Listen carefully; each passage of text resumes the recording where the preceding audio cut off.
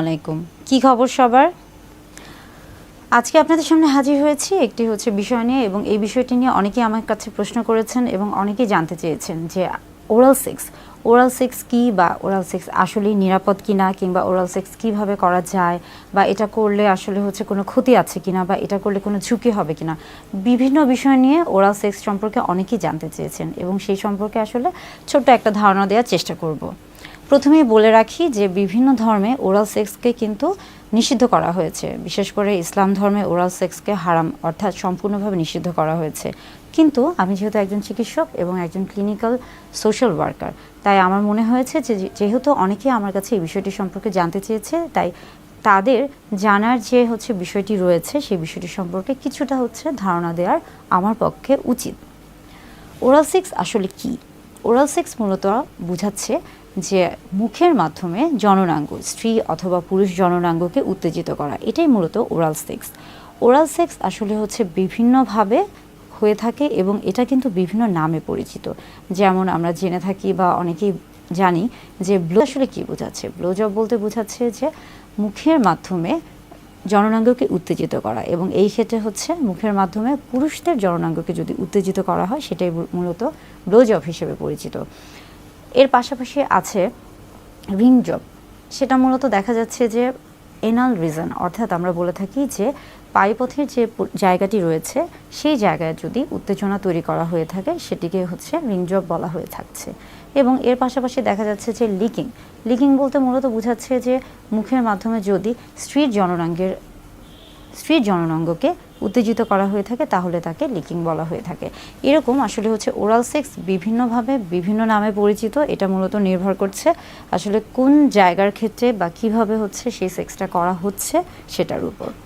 এখন আসি oral sex, এটি কি আসলে নিরাপদ? ওরাল সেক্সের ক্ষেত্রে দেখা যাচ্ছে যে ওরাল সেক্স যেহেতু মুখের মাধ্যমে জননাঙ্গকে উত্তেজিত করা হচ্ছে, এবং সেই ক্ষেত্রে যেহেতু জননাঙ্গের ক্ষেত্রে সেটা নারী অথবা পুরুষ হোক না কেন, অথবা উভয়ের ক্ষেত্রে, যখন পুরুষ জননাঙ্গের ক্ষেত্রে আসছি বা স্ত্রী জননাঙ্গের ক্ষেত্রে আসছি, কিংবা যখন আমরা পায়ুপথের ক্ষেত্রে আসছি, সব ক্ষেত্রেই কিন্তু একটা জীবাণুর সংক্রমণের একটা বিষয় থাকে। বিশেষ করে আমরা যখন আসি পুরুষদের ক্ষেত্রে, তখন কিন্তু সেখানে বিভিন্ন রকমের জীবাণুর সংক্রমণ থাকে, বা সংক্রমণের একটা আশা থাকে, বা সংক্রমণের একটা পরিবেশ থাকে। তাই অবশ্যই যখন ব্লো জব করতে চাবেন, বা ব্লো জব যদি কেউ করতে থাকে বা করেন, বা কারো করার ইচ্ছা বা অভ্যাস থেকে থাকে, অবশ্যই কিন্তু ব্লো জবের আগে বা ওরাল সেক্সের আগে সেই ক্ষেত্রে কিন্তু অবশ্যই তাকে আমরা বলে থাকি প্রোটেকশন, অর্থাৎ অবশ্যই একটা ব্যবস্থা গ্রহণ করতে হবে, এবং সেটা অবশ্যই সেক্সুয়ালি ট্রান্সমিটেড ইনফেকশন থাকে, সে যেন নিজেকে নিরাপদে রাখতে পারে, সেজন্য অবশ্যই তাকে কন্ডোম ব্যবহার করতে হবে। আমরা বলে থাকি যে এই ক্ষেত্রে কন্ডোম ছাড়াও ডেন্টাল ড্যাম ব্যবহার করা যায়, তবে কন্ডোমটা মূলত অনেক বেশি পরিচিত, তাই সবার ক্ষেত্রে কন্ডোমটা ব্যবহার করা অনেক বেশি সহজ হয়ে থাকে। আবার যখন আমরা আসি লিকিংয়ের ক্ষেত্রেও আমরা বলে থাকি যে পায়ুপথে যেহেতু সেটা একটা, আমরা বলে থাকি যে সেটা যেহেতু একটা ডাইজেস্টিভ সিস্টেমের একটা অংশ, সেখানে কিন্তু সবসময় জীবাণু থেকে থাকে, এবং সেখানে ফ্লুইড বা ব্লাড, ইনফেক্টেড ফ্লুইড ব্লাড, এগুলোর একটা সংক্রমণ, অর্থাৎ জীবাণুর সংক্রমণ থাকে।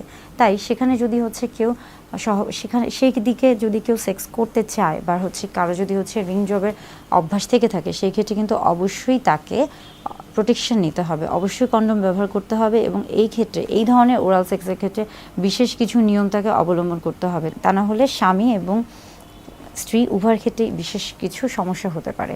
এখন আমরা আসি লিকিংয়ের ক্ষেত্রে আমরা বলে থাকি যে যেহেতু যোনিপথ বা ভ্যাজাইনাতে একটা অন্যরকম একটা স্মেল থাকে, বা অন্যরকম একটা যেহেতু প্রাকৃতিক একটা স্মেল থাকে, এবং অনেকের ক্ষেত্রে ওরাল সেক্সের ক্ষেত্রে যখনই কথা আসছে, তখনই অনেকে এটা পছন্দ করে, অনেকে এটা পছন্দ করে না, অনেকে মনে করে যে এটা ঠিক, অনেকে মনে করে এটা ঠিক না। এটা আসলে নির্ভর করছে সম্পূর্ণ আপনার ব্যক্তিগত বিষয়ের উপর। আপনি কিভাবে আপনার যৌন জীবনকে উপভোগ করবেন, বা কিভাবে আপনি স্বাচ্ছন্দ্য বোধ করবেন, এটা সম্পূর্ণ আপনার ব্যক্তিগত ব্যাপার। তবে ওরাল সেক্স করলে যে ধরনের ক্ষতিগুলো হতে পারে, অর্থাৎ এই যে যৌনবাহিত রোগগুলো রয়েছে, এবং এই যৌনবাহিত রোগগুলো থেকে নিজেকে প্রতিরোধ করতে হলে অবশ্যই কিন্তু প্রোটেকশন নিতে হবে, অর্থাৎ কন্ডোম ব্যবহার করতে হবে, অথবা ডেন্টাল ড্যাম ব্যবহার করতে হবে।